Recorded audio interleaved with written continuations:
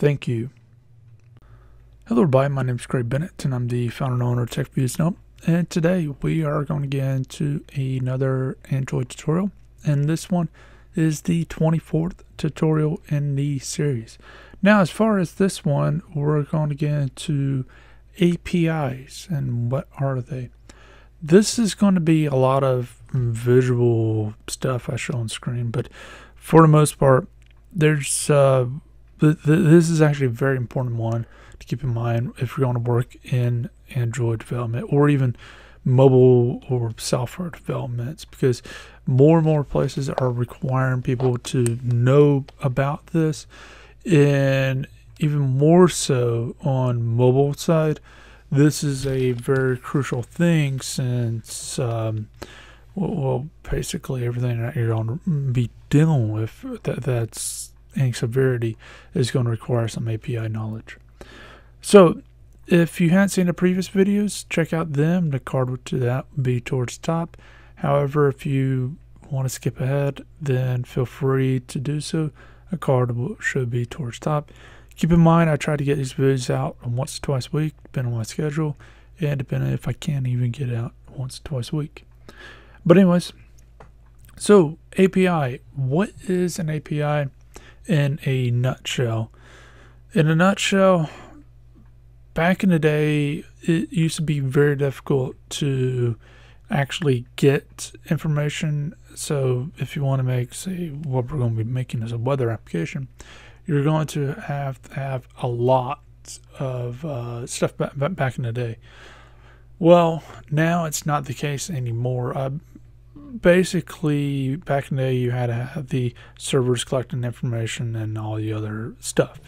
Now there's services out there, like for example this, and there's quite a few others, and you'll find similar things like with Twitter and stuff like that. It's where you got a social platform that's connected through, and what happens is the hard work's already done, so we don't have to collect the weather information and we don't have to worry about that stuff. We can just use the API to get the information, and we can do whatever we want with the information from there. Now, the thing to note is a term called black box. Black box is generally used in many careers or in many places for something that does things behind the scenes. So in coding, what it is basically you have a input, and the input goes into the black box, and the black box does whatever it needs to do, and the output gives it becomes a desirable result.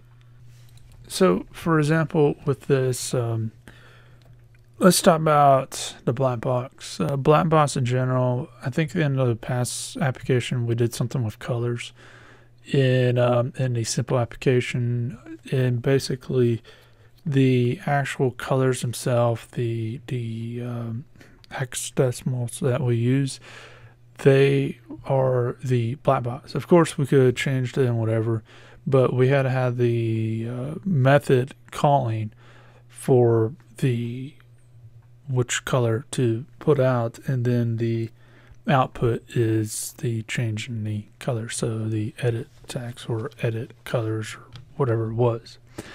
Well, with this, what we have is an API key, and we just need to change minor things to it, so longitude, latitude, whatever. And then what we have that do is we send that to the servers, the whatever servers that we're using. In this case, it'd be this company. And keep in mind, there's many companies you can use for weather stuff. And as far as the whatever comes back, it's taken care in black box, and the output it says what is the current weather. It's simple as that. So instead of the actual application going into a string and try to find the information, it's going online, try to find information. It sends the correct information to online, So your API key, which is usually associated with a account, and also longitude, latitude, time, whatever. And this is the also information that the place needs, and that way it knows what location is the person at, so therefore it can pull up weather specifically for there. Because if I'm here in North Carolina, I don't care if the weather in New Mexico is -2. The fact of the matter is I'm not there. I care about here. Well, same thing with the other users is we need to know their location, and the server itself needs to know what exactly to send back. So along with the API key, it needs to know what to send back, and that's going into the black box, which sends out to the servers, and then the servers look at it, process the data, and since they already have the information, it will send it back, given that everything's good. And then your black box will process it and said, oh, here is the stuff. And then it will put out the forecast. Now, as far as another example is you have things like Twitter. So for example, with Twitter, if I'm making a application that it pulls up your Twitter feed or whatever, I might have a API key and some other information I have to hand over to Twitter to get the proper information I need. And what would end up happening is it will be uploaded into the Twitter servers. The Twitter servers process it, finds out what I want, make sure that my API key is good, which one of the purposes of API key is with the weather stuff. You're going to find a lot of places they actually charge pretty heavily for some uses. Like you can have 60 uses per week in some cases. In other cases, you can have quite a few more, but eventually it's going to start costing. With things like Twitter and some of the other things, it's a way to filter out bad developers versus good developers and things of this nature. So if something bad happens, there's basically a theoretical paper trail to get back to the person. Well, that's a big thing with API keys, so that's why it's there. But anyways, Twitter processes that stuff, makes sure the API key is good and whatever.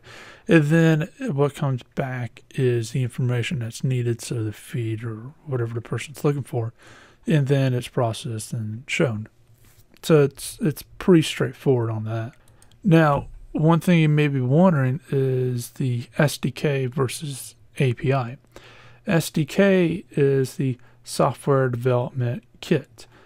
And this is where all the process is required for a software system.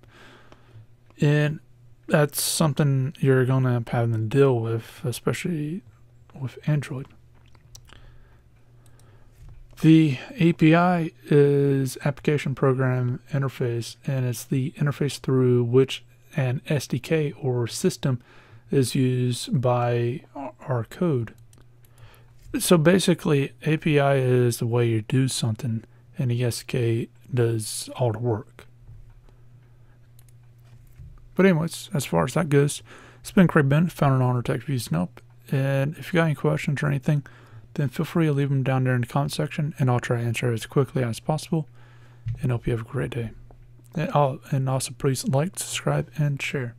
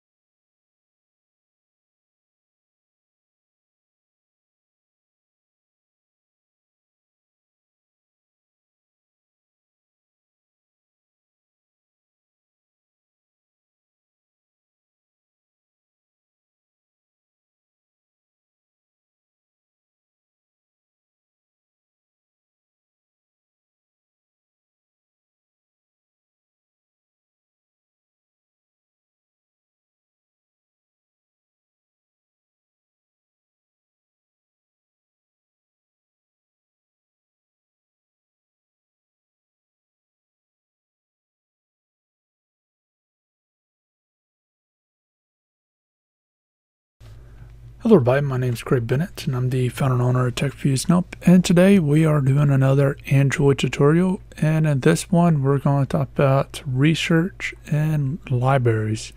So as far as this goes, I want to get into something real quick. This is a very important video for those who are newcomers into development and coding and whatever. If you're already into coding, you probably could skip this. And I just want to say this before I do the thing I do talking about the last video, next video. But that's very, very important because 90%, and obviously this is not a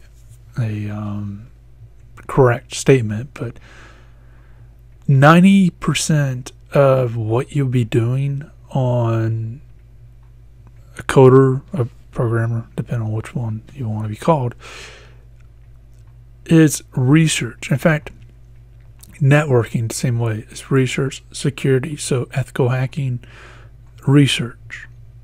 It is a huge part of your job, and you need to know how to research things, especially things on Google, Bing, whatever search engine you use. I don't care.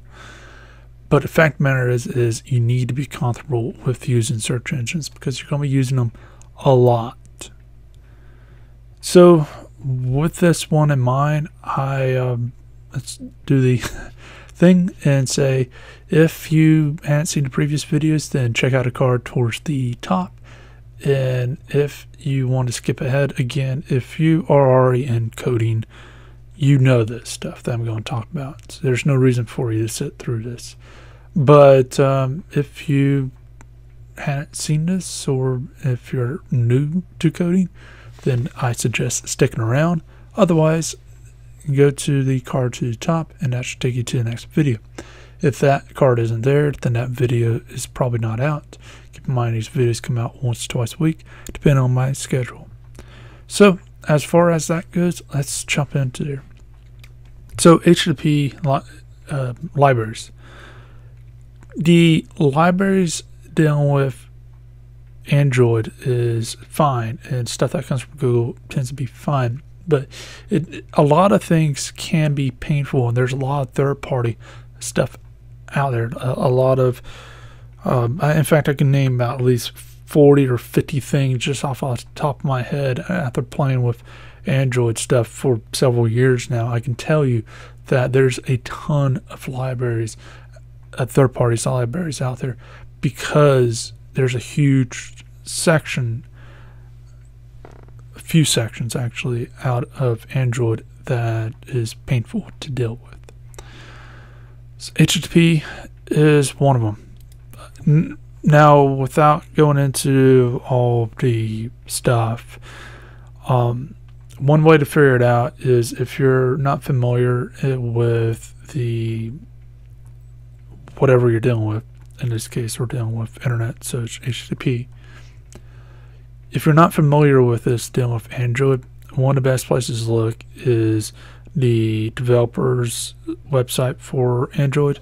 And what you're going to find is there's a lot of things out there that is 2011, 2012, so around that time frame. And that's could be a huge problem because it's old and things can be updated fairly quickly. So that's a big thing to keep in mind. Now, as far as that goes, the best way to search for something like this is know what you want to search for. Just put Android HTTP library and or whatever you want for the library, and there you go.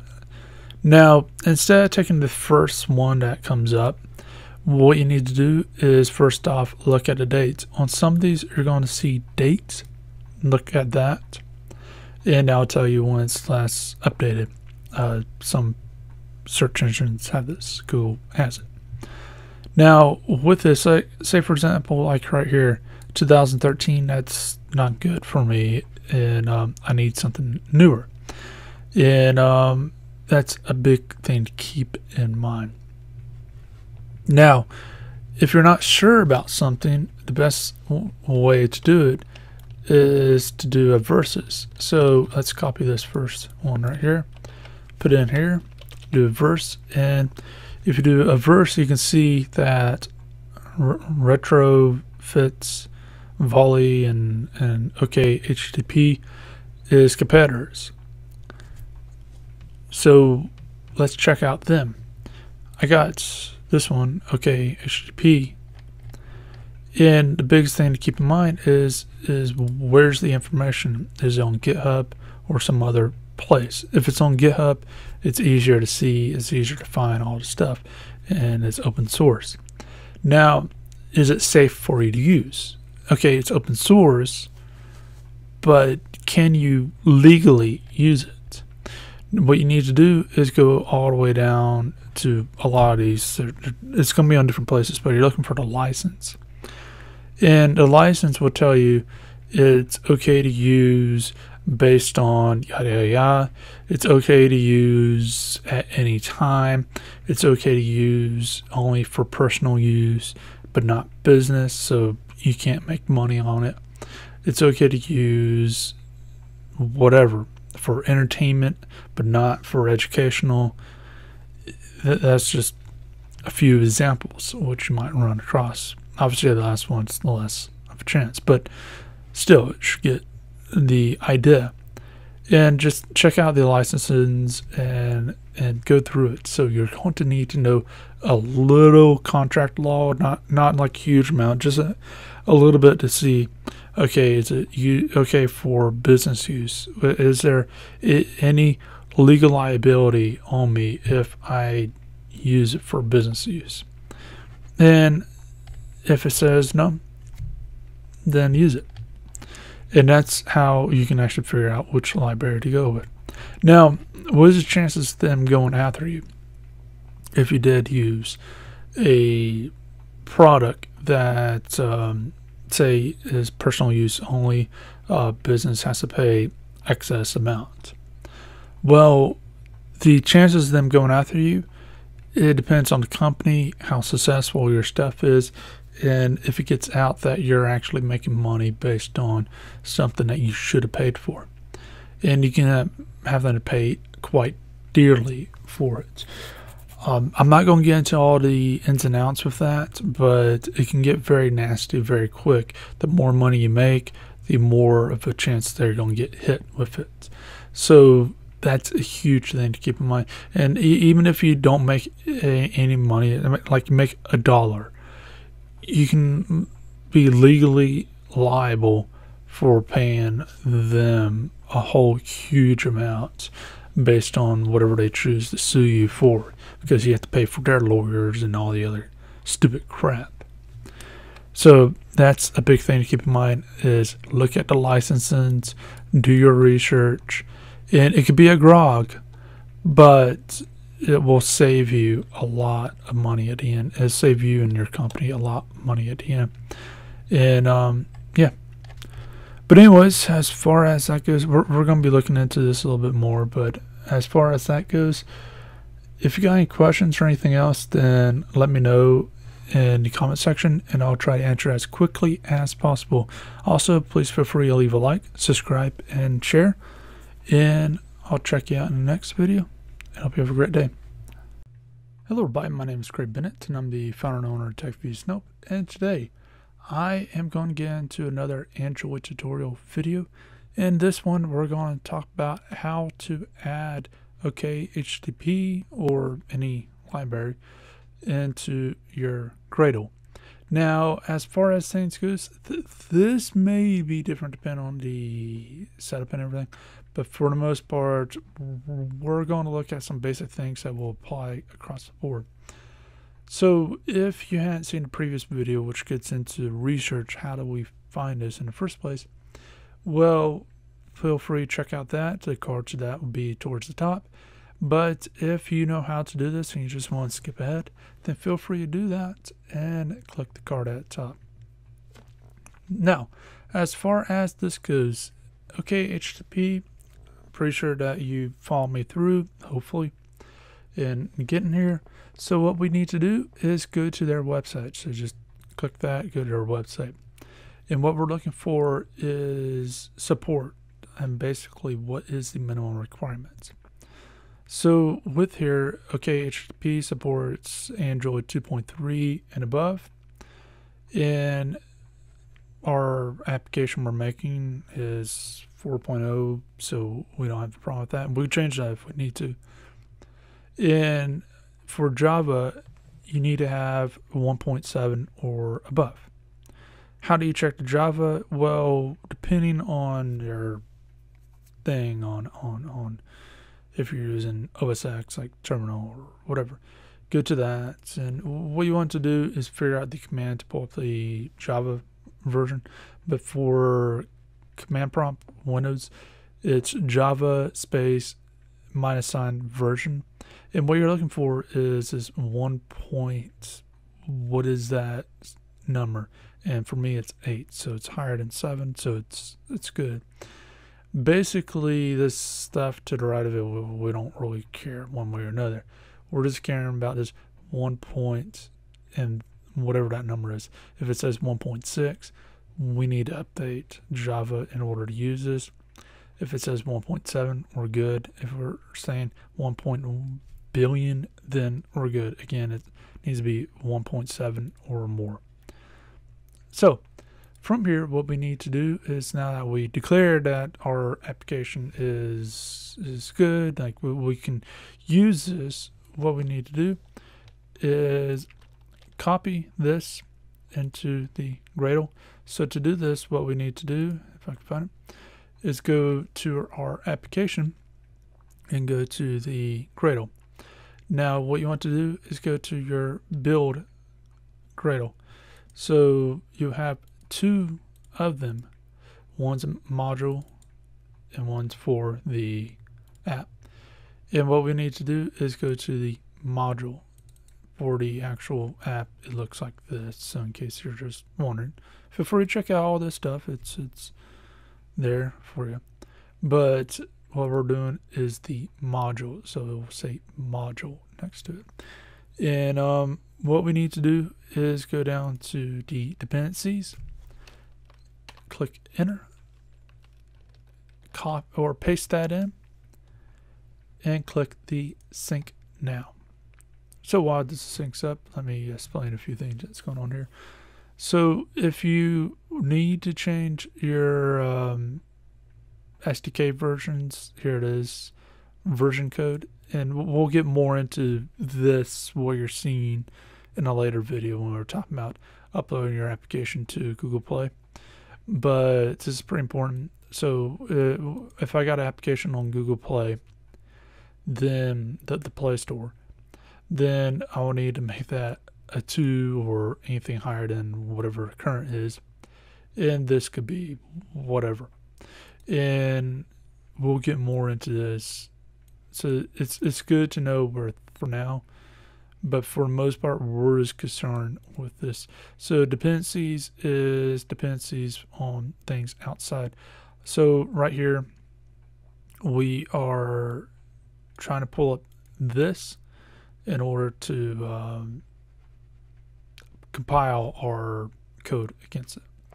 So now, as far as the next video, in fact, so I don't overload anyone, I'm just going to pretty much end it about here. But as far as the next video, and between now and the next one, in case if you're watching it as these things are coming out, I want you to go down here and look at all this stuff, read it all,